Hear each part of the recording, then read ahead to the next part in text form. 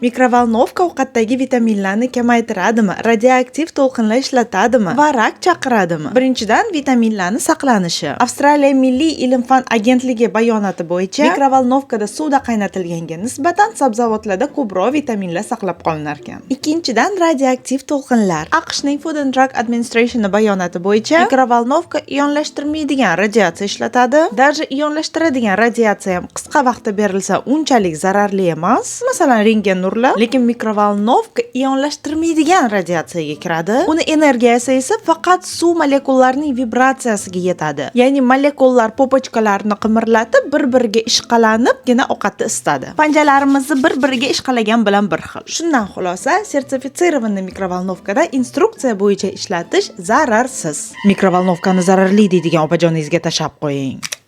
Reels ovoz-mi? Voy, Svetda o'chiring, mikrovalnovkada ovqat isitmoqchi edim, oyijon qo'rqib qolmasinlar. Reels ovoz-ku Instagramingizni ko'rishadi. Keling, Instagramda tanishlarni topib blok qilishni o'rgataman. Nimaga yordam beryapsiz o'zi? Dushmanimmi dushmanim menga do'st?